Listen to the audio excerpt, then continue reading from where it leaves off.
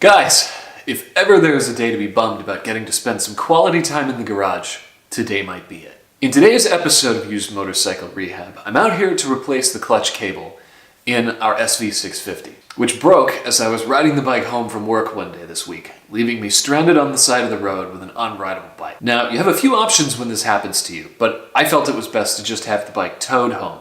We'll talk in a later video about how to deal with this if it happens to you. But in my case, just having the bike towed home seemed like the best and safest option, given how difficult and dangerous it was likely to be to try to ride it under those circumstances.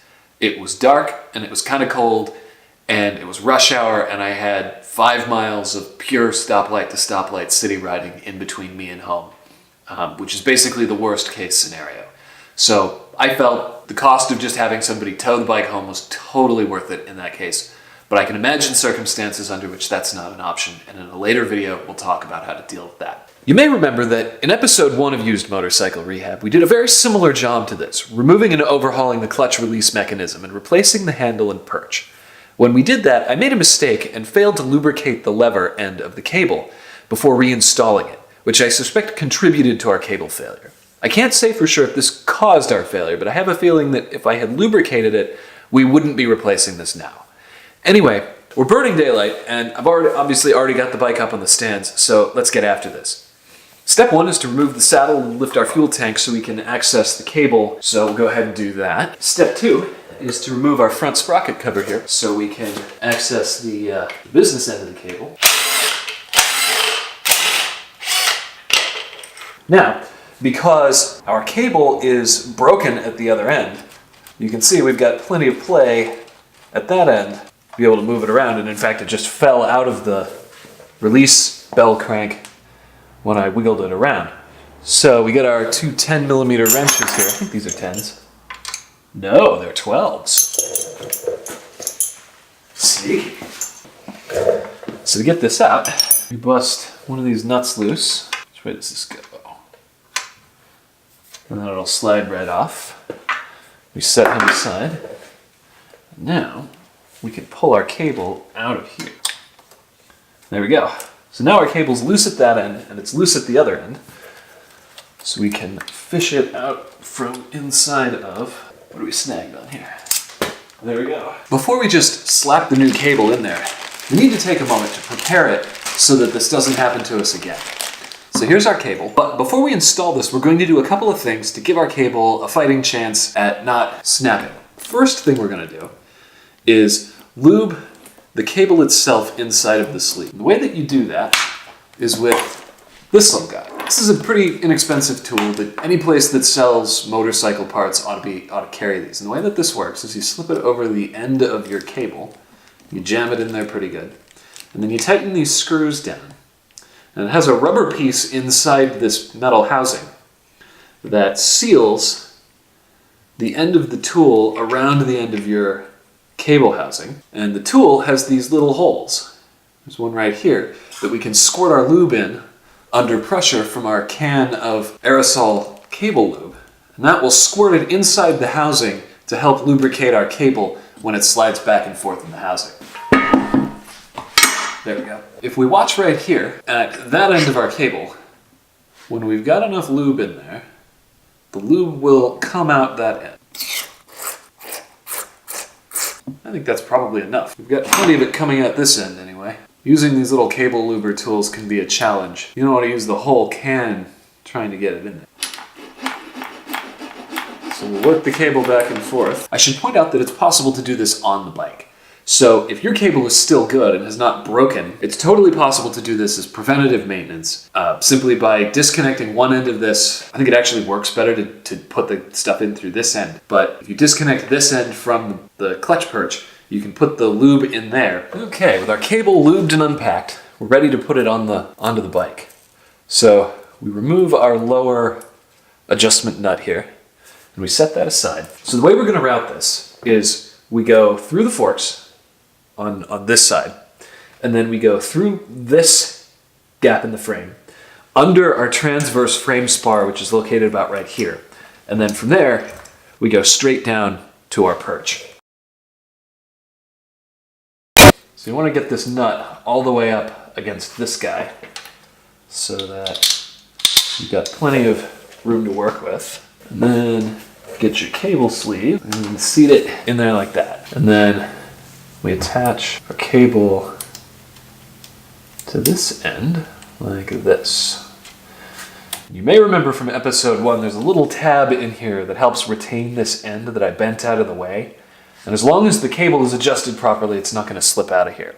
But if you're doing this for the first time, and this has never been removed before, there's a little tab in there that you're going to have to bend out of the way that I did not have to for this particular job. There we go. We're in our bell crank. We've got the cable. Oh, hang on. One more thing we got to do that we would have missed if I hadn't caught this is this lower adjustment nut. You need that. That guy started on there. And for now, you want to leave those loose. So there we go. We are covered at this end. Now we need to do the perch end. First thing you're going to want to do is line up the notch in your adjustment barrel, the locking collar, and the perch itself, so that all the way across here like this, you've got one empty slot so that you can slide the cable through the slot and into the assembly before you tighten this. I mentioned before that if I had lubricated this end, we may not be in the predicament we're in now replacing this. So I'm going to put just a little dab of grease on this to help this rotate slightly in the lever.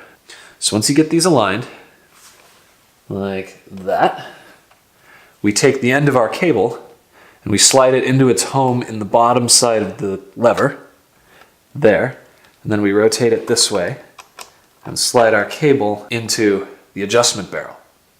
Now that we have our cable threaded through the frame and fitted into our perch up at the top, we can adjust our lower adjustment, which is the coarse adjustment, so that most of the slack is taken up. Getting the wrench on the nut can be a little tricky. There we go. Okay, so we hold our lower nut still, and then we adjust our collar by turning it to the left until the slack is taken up. And you'll know when the slack is taken up because it'll start pulling on your bell crank, as we've got a little ways to go here. A little more. We're going to say that there is good enough because we want to have a little bit of adjustment left for our fine adjustment up at the top. So once you get it where you want it, you take another 12 and you tighten this lower nut so that it holds the collar in place. Okay, now that we're up here at the lever again, we want to adjust our fine adjustment to position the release point exactly where we want. The way you do that is you turn this, basically you turn it so that it comes out of the perch until your free play in the handle is about where you want it. We're going to set it about there, and then you tighten this side, this collar down there so that it jams this piece in place. And for now, we're going to say that's good enough. This clearly is pulling enough on the cable to release. With this adjusted close enough, it'll be good enough until we can take the bike out and ride it. If this needs further adjustment, you can even do this with your motorcycle gloves on the side of the road, and it's no problem at all. And there we go, guys. Our clutch once again releases. As I mentioned before, I just had the bike towed home when this happened to me, with the most severe injury being to my pride. But it's not that hard to imagine situations where having the bike towed home might not be an option. If you're in a long trip, for instance, and home is 1,000 miles away, having it towed home might not be an option, and you may not know immediately where you can go to find parts, for instance. So in a future video, we'll talk about what you can do on the side of the road to get the bike going again so that you can get to safety. Nevertheless, an ounce of prevention in this case is worth a pound of cure. We've shown some steps here that you can take, particularly lubing the little nubbin in the clutch perch as well as the cable itself to help prevent this from happening in the future. Cable routing also matters. So if you're not sure that your cable is routed correctly, I would advise you to find out and make sure that it is, and you can follow most of the steps I've done here in order to do that. Nevertheless, if you're stuck on the side of the road, I'm sorry. I totally sympathize with you, and I hope that if towing is an option, you're able to get that done. And if not, I hope by the time you see this, I've made that next video where we talk about how to deal with this on the side of the road. But in the meantime, I hope you found this entertaining or helpful, and I will see you in the next one.